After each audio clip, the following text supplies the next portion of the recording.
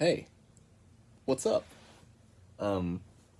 This video is going to be a little bit different, not necessarily an unboxing video, but definitely still Digimon related, so I know it feels like pretty much half of what we put out on this channel is me doing Digimon stuff, and then Diana's and our other stuff, like Please Send My Earth.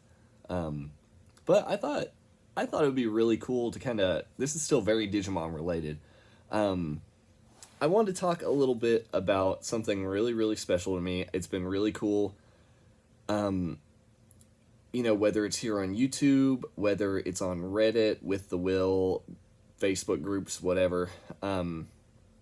It's really cool just, I know that, Digimon could ultimately be anything in one way.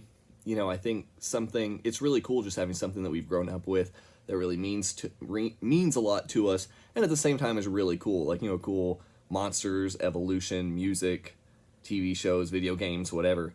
But Digimon's been a really big part of my life, and I used to be slightly embarrassed about that when I was younger, but the older that I get, the more I'm like, man, it's awesome that it's still around, that people are still getting into it, whether it's new adults, new kids, people who were in it when they were younger, whatever. Digimon's been a really, really big part of my life ever since I was a kid. I just really connected with it. Obviously, I'm here, almost 31 years old, making Digimon videos. Put them on YouTube in my free time, aside from my 40-hour-a-week job, whatever. So, it really means a lot to me. So, I wanted to talk about this really special item that I have. It's a Polaroid that we took. We had run out of Polaroids at this point, so you can see we had to go for the Sanrio pack. We didn't really have a choice. But this is a Polaroid that we took of Chiaki J Konaka while we were in Japan, right before we left and came back to America. Chiaki, Mr. Konaka, is pretty, he's pretty well known in the Digimon fandom, obviously, as being like the main person behind Digimon Tamers, the third series. Honestly, it's really cool if you look at his Wikipedia page, just a bunch of the series that he's been involved in. One big one, of course, Serial Experiments Lain, great series, pretty crazy series, from the late 90s. He did the series composition and script for Hellsing, some screenplay for Roxophon, a show kind of like Evangelion. Did the series composition and script for Lane, Vampire Princess Miu's script, Ghost Hound, that entire series and the screenplay, the series composition and script of Digimon Tamers, episode 13 of Adventure 02, which is the famous Dark Ocean episode with Demon. So that's pretty cool. Bubblegum Crisis 2040 screenplay, the 2003 Astro Boy TV series, I think in America, it was on like Kids WB or something. The script for that. He did the screenplay and the script for The Big O, if you watch Toonami, if you were into that kind of stuff. Then other stuff like Armitage 3, Air Gear, Devil Lady, Magic Users Club, and then some Ultraman series, and then he does like a lot of Cthulhu, Lovecraft, fiction and short stories and movies, stuff like that. Anyway, so that's Chiaki J Konaka, and this is my picture of him that I took after we had our final meeting since then, honestly, since we haven't been back to Japan. But so you can imagine, for me, you can tell I really like Digimon. And so just being able to literally meet a childhood hero of mine is such a big deal to me. Looking back on it now, I'm like, how did that even happen? So I just kind of wanted to, I don't know, it was just, it's a really big memory for me, and I just thought it might be cool to just talk about it and share it a little bit, because it's one of those things that a lot of people in my real life, they don't necessarily get it, like, hey, guys, I got to meet the writer of Digimon Tamers. Like my childhood favorite TV show. And, when I sent this huge gushy email to my grandma, and she was like, "Oh, I'm glad you got to meet your science fiction writer," you know. But I feel like, if you're a fan, if you're a fellow fan, if you're a fellow Digimon fan, or anime fan, or, media fan, whatever, it's a pretty cool thing.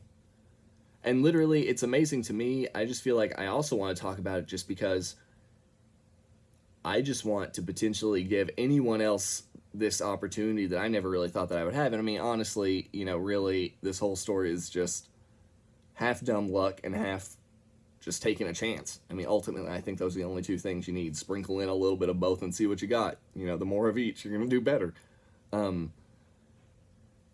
But it all started a few years ago. Before the reason we were in Japan, me and Diana, was because I got accepted into the JET program, which I got into grad school for English. I taught community college a little bit. It was really cool, but you don't get paid a lot. Not a lot of stability. It's kind of just how many ever classes you need. I really wasn't sure what I was doing with my life.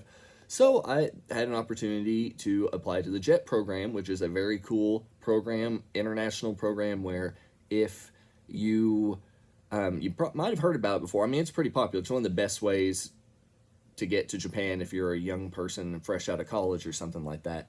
So, you pretty much just have to have a bachelor's degree in anything, and you can apply to get into the JET program, where you'll be placed in a Japanese high school, elementary school, middle school.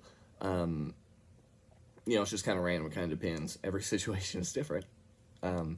But so luckily, I had some teaching experience. I was able to get in. Diana didn't. She was actually put on the wait list, which is why she came over and started this YouTube channel to begin with, because she was unemployed for a really long time. But I had gotten into the JET program. Luckily, I had some teaching experience under my belt, all that kind of stuff. And I knew I was going to Japan. I didn't know where I was going. I wasn't sure if I'd be in high school or in elementary school, but this is my first time ever getting to go. Oh, I mean, not my first time overseas, but really my first time getting to go somewhere I've always really wanted to go, and I'd always wanted to go to Japan ever since I was a kid. Getting into Pokemon, anime, video games. It's just the place you want to go. So I was so excited with the JET program, and it was just like a big change in my life, and I was starting to get ready to, do something I'd always wanted to do, and honestly, I didn't think was going to be possible. The older I got, the more I was like, yeah, probably, I might be able to visit Japan for like a week or two, but, I just kept thinking, like, it's pretty unrealistic. Maybe I should have majored in Japanese or learned more of the language, or, tried or whatever, but I'm getting old, and I don't know if this, I can do this. But it ended up happening, and so as we were going, I started kind of trying to reconnect with a lot of stuff from my childhood, because, I had kind of gotten out of anime and manga a little bit. I still play some video games and all that, but I kind of gotten out of it a little bit, so I went back and started reading, like, the final volumes of manga series, like Fruits Basket, Rurouni Kenshin, watching the last episodes of anime, like a lot of the Digimon. The last episodes for the Digimon series tend to be pretty good, all across the board. A lot of drama and action and, whatever. So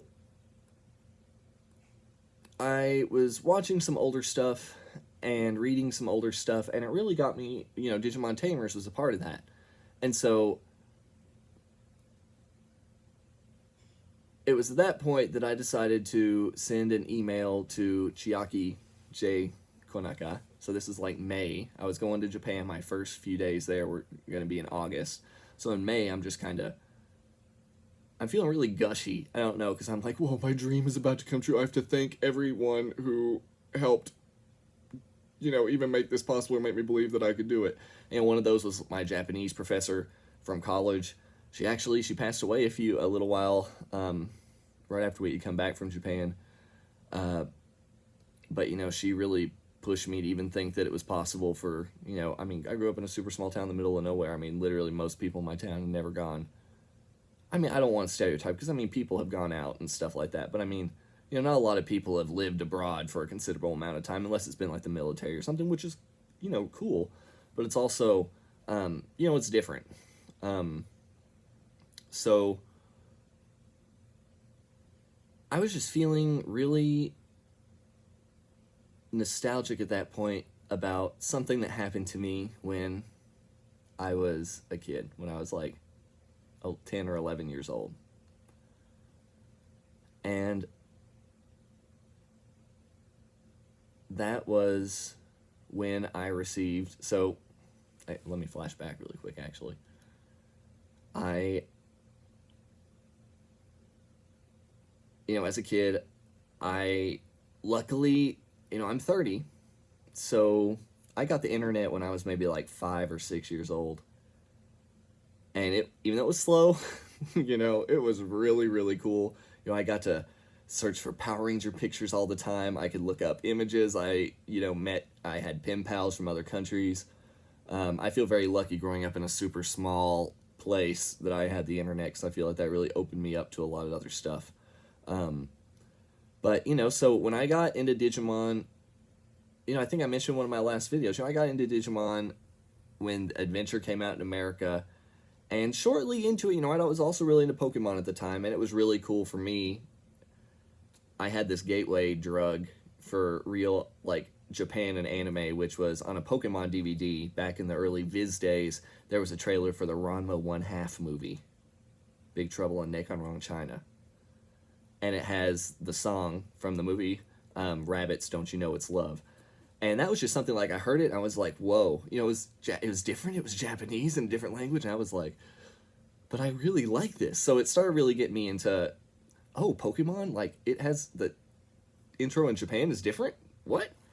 And, that honestly led to, all this other anime that was on TV. You'd go to, literally, I forget the name of it, but there's this website that I went to as a kid that literally was just a collection of anime intros and endings from Japan in, like, real media, real player, or QuickTime format.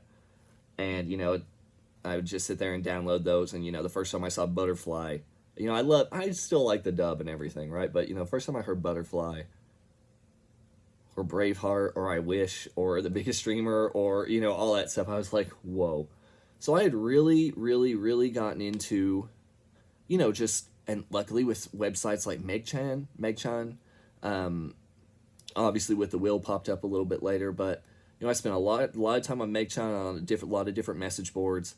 I just really, really love Digimon, and eventually I came across the fact that, while Googling around, that Chiaki Konaka has a website that had English on it, which, especially for the time, you think this is like 2001, 2002,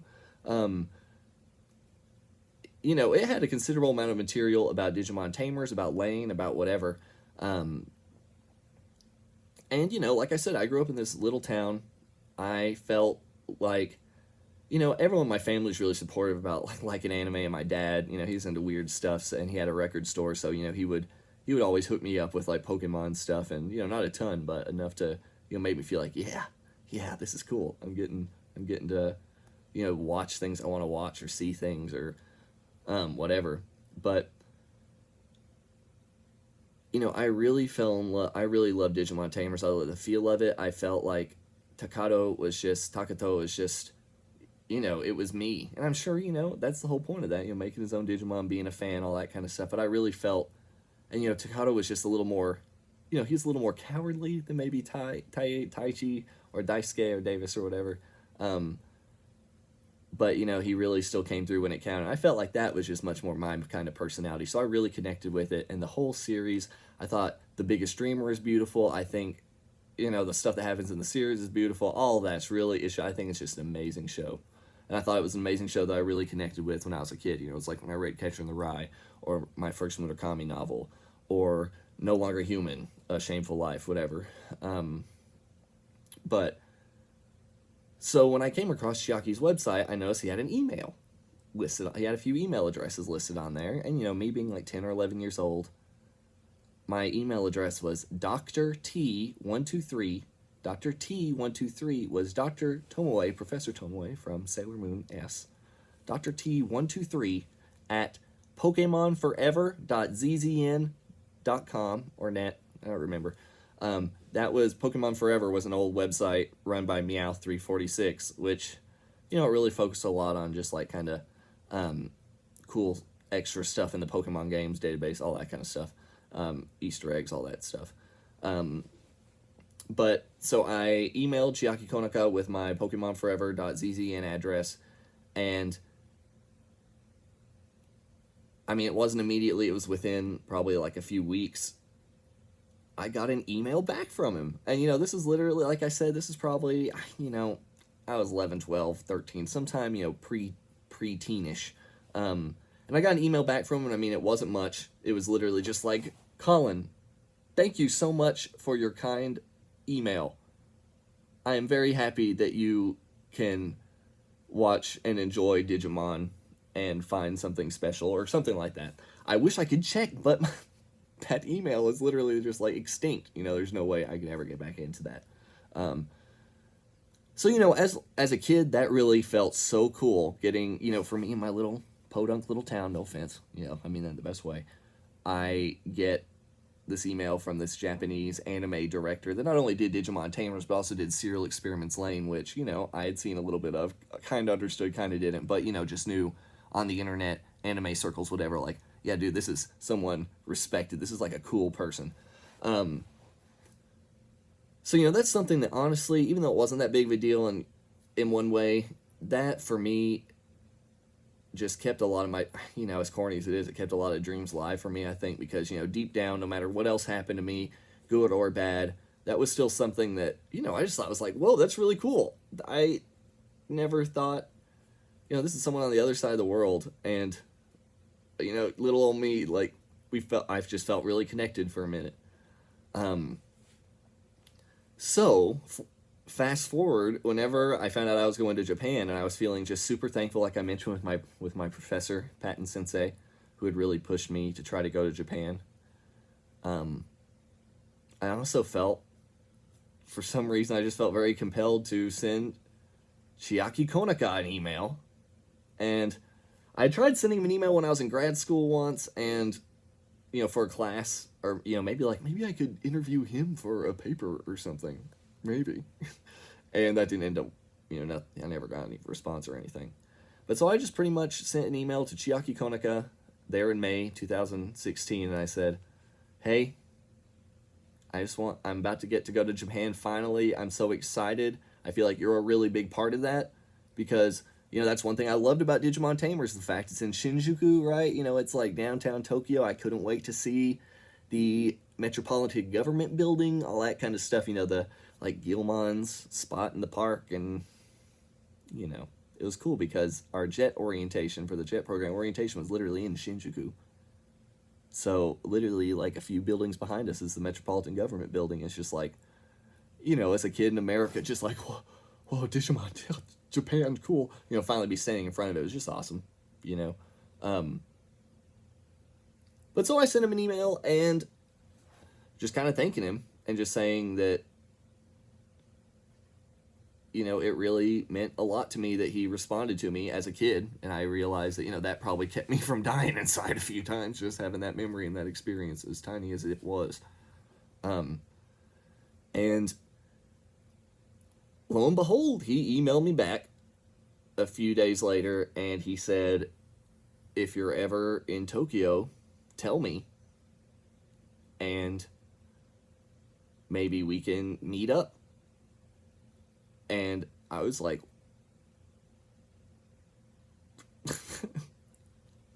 maybe, I don't know, at the time I kind of described it as, I've got a lot of friends, I'm busy a lot, so sometimes, a friend will be like, hey man, yeah dude, we'll totally hang out, and either from them, I know that they say they're gonna hang out, but they're not, and everybody really knows they're not, and I'm pretty guilty of that too, there's sometimes I'll be like, yeah, we'll totally do something, they're like, no you won't, I need to get better at that, I know, but that's what I kind of interpreted it as.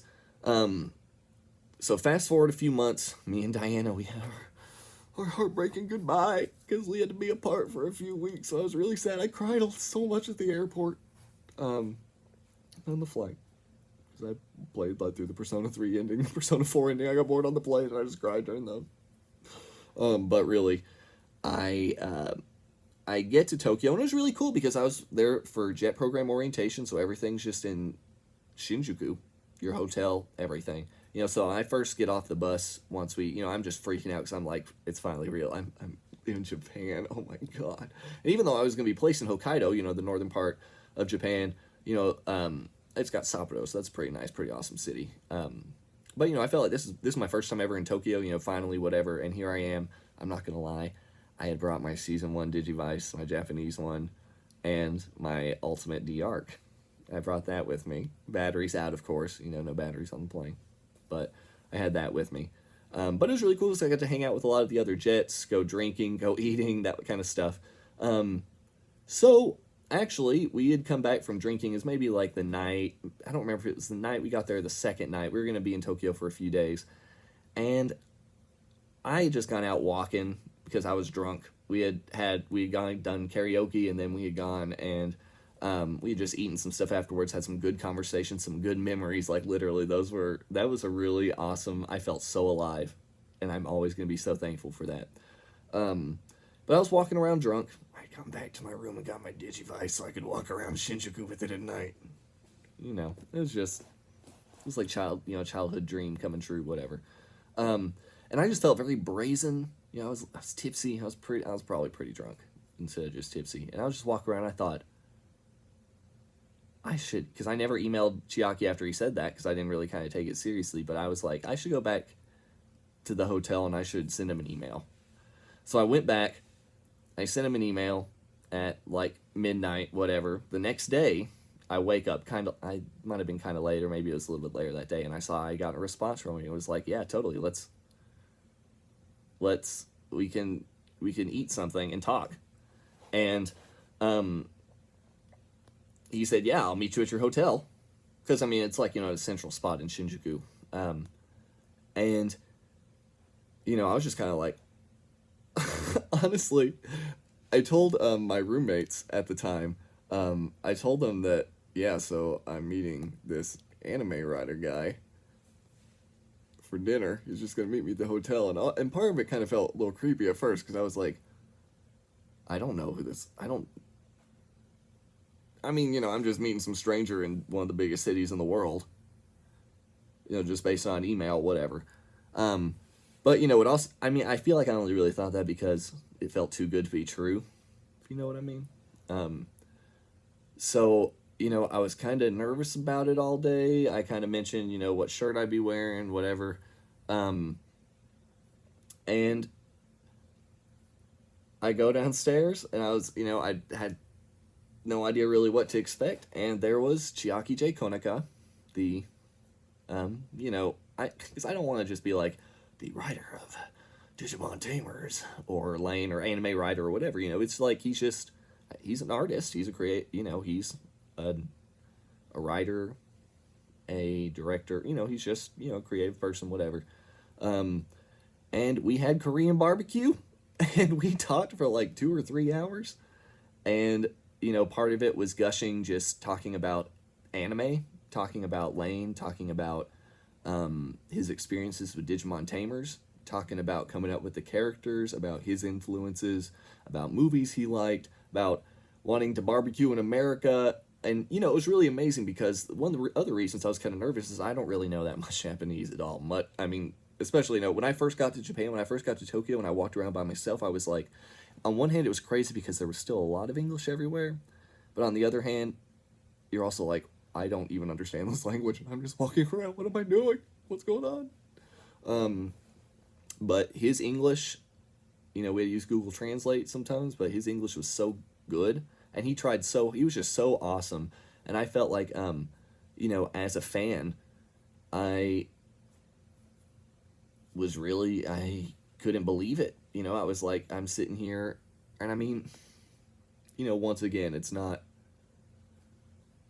the biggest thing in the world. Like, legitimately, people really, I think it's cool that people do get to have experiences with, their favorite singers or bands, artists, whatever. And it's not like Chiaki Konaka's Taylor Swift or something. But, I just really respect a lot of the stuff he did, and, it obviously made a really big connection for me. So it was really cool. I was there alone, and he signed It was like a DVD CD box of Lane, and that was just really cool.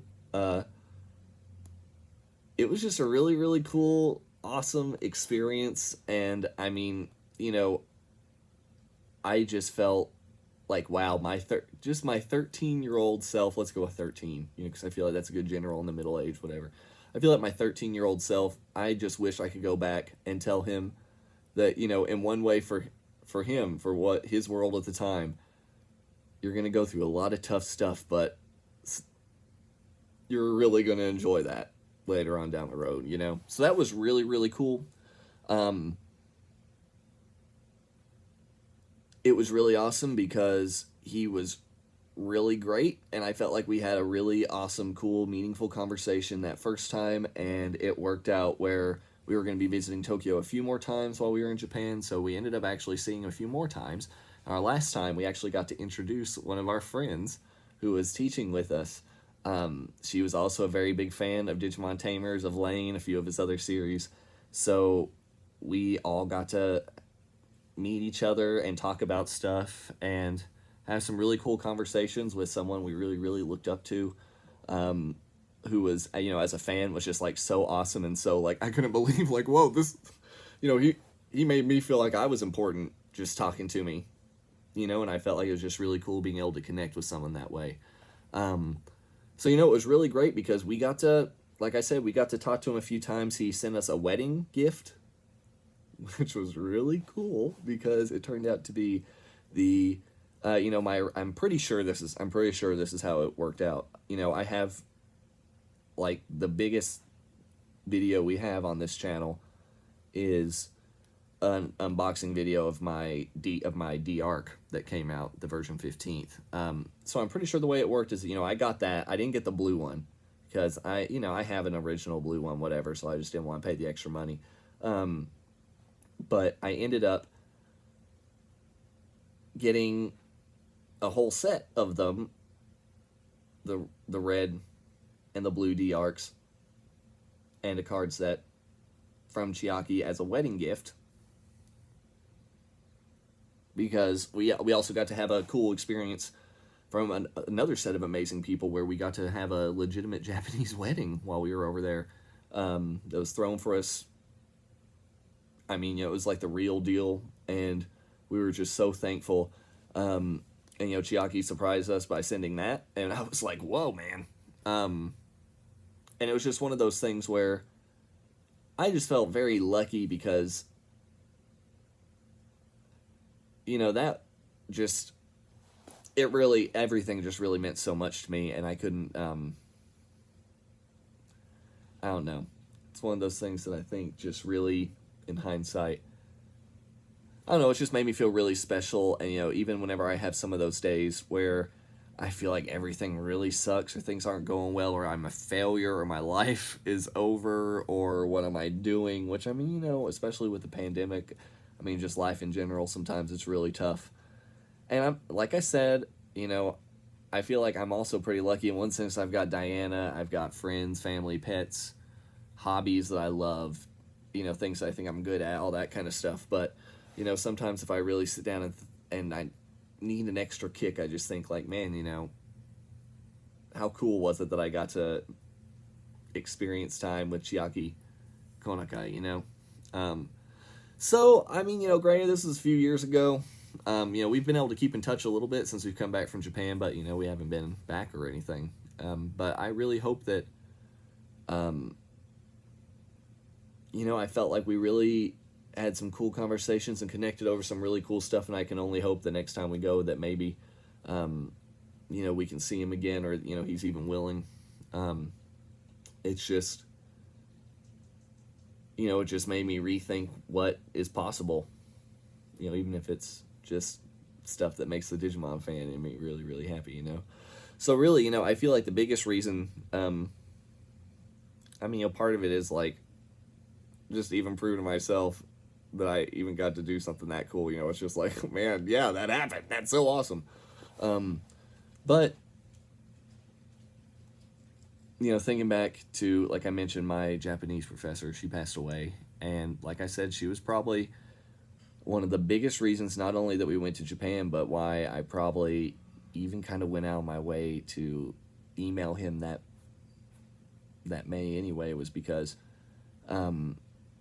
we had a meeting and she told me, I'm really into Murakami Haruki Murakami, the novelist.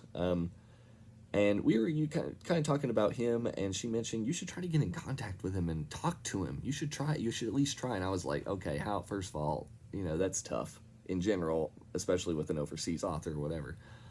And she was just like, I really believe that if you feel very connected to an artist, an author, a musician, someone whose art that just really resonates with you, that if you feel that connection, I feel like if you really feel it, sometimes crazy things can happen. I feel like maybe the other person can feel it too, even if it's some, subliminal kind of thing. And so she essentially was like, I think you should at least try. If you have something you want to say, you should just try. And, I feel like that's essentially, with applying to the JET program after wanting to go to Japan for so long, but not really doing anything about it. I felt like that was kind of a version of that, right? Like, I might as well try. And it ended up working. And, part of me was like, am I going to be lame? Or maybe he might not respond? Or will he read this and he'll think I'm stupid? Or, anytime you're potentially interacting with someone that you really look up to, I realize I got pretty self-conscious about that. And I'm just happy that I pressed send regardless, especially that night when I was just walking around, brazenly drunk a little bit, feeling courageous. And I feel like, I don't feel like I need to be that way all the time, but I'm really happy that I just took a chance. And I feel like if there's one thing that I could just hope for anybody, and, maybe you've gotten to do things that are even way cooler than that, and I just hope that people are having fulfilling, happy lives and getting to do the things they really, really want to do and having at least a few dreams come true, even if it's like tiny or, seemingly insignificant on the outside. I feel like as long as it's something you really care about, that's what really matters. So anyway, I just want to share that. I think I'm going to try to do an unboxing video, one of my next ones. I'm planning for the Appledrive Duo, because I'm a big Appmon fan, so I'm going to throw that out there. And then I also thinking about doing that blue version 15th D arc, one of my wedding gifts from Chiaki. I've already done the red one in the card tin, so I thought, why not try the blue one? Anyway, really, this is just totally gushy. I feel like I'm just putting this out there because I feel like I want it to be a PSA of, if you have a dream, ultimately TLDR, if you have a dream, go for it. Please, even no matter what, you never know what can happen. And if you made it this far, thank you. I feel like, hopefully you can use this advice, use this experience, and just try to make something happen on your own, or maybe even, if you've made even cooler things happen, send some of that energy my way so I can make some more cool things happen. Anyway, thanks for just letting me talk for a little bit about something that happened. Until next time, happy hatching, happy taming. Peace and love. Goodbye.